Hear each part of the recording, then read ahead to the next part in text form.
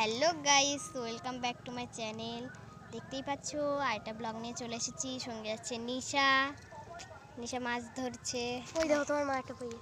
তো গাইস আমার মা এক্ষুনি একটা মাছ পেয়েছে। মা একটু মাছটা দেখাও। দেখো কত সুন্দর মাছটা। তো গাইস দেখো কি সুন্দর সুন্দর সূর্যটা, দেখো কি সুন্দর লাগছে। এটা কিন্তু সূর্য অস্তই যাচ্ছে দেখো। গাইস কে কে চিংড়ি মাছ খাবে? তো গাইস বলতে বলতে আমার মা আরেকটা মাছ পেয়ে গেছে। কিন্তু আমি একটাই পেয়েছে নিশা সবে। নিশা জানিস ছোটবেলায় আমি মাছ ধরবো করে একটা করে লাঠি নিয়ে আমি খানিকটা গামলার খোলে ছিপবাতাম। তুই কি করতিস? আমিও এরকম করতাম। মা তো তখন বড়শি দিত না, আর তখন তো আমি ব্যাঙ্গালোরে ছিলাম ওই জন্য। তো গাইস নিশার একটাও মাছ ধরছে না, সবে একটা ধরেছে, একটা মাত্র মাছ ধরেছে।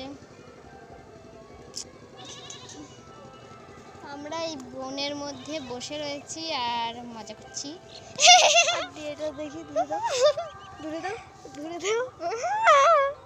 এই দেখো ধরে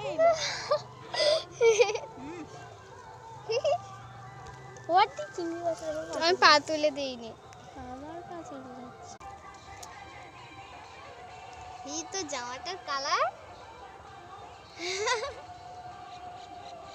তোমার জামাটার কালার লালি। আমার জামাটা তো এমনিতেই লাল। দেখো গাইস আমরা একটা ঝোপ ঝাড়ে বসে রয়েছি। এদিকে ঝোপ ঘাস। দেখো গাইস আমাদের খাল। দেখো আমার জুতোর কালার সাদা হয়ে গেছে। কি জুতো দাঁড়া দেখাচ্ছি। আসলে আমার জুতোর কালার এইটা। কালারটা দেখো আমার কিরকম লাগছে দেখুন। গাইস তোমাদের একটা ফটো দেখাচ্ছি দুর্গাপূজার, দাঁড়াও দেখাচ্ছি।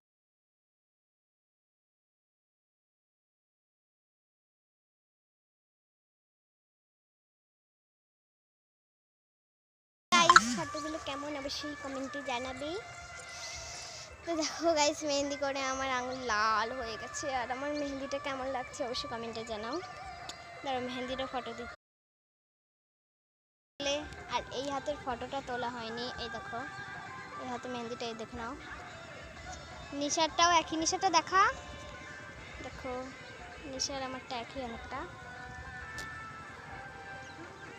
তো আজকের জন্য এইটুকুই, পরের দিন আবার তোমাদের সঙ্গে কথা হচ্ছে। আজকের জন্য এইটুকুই। ওকে টাটা।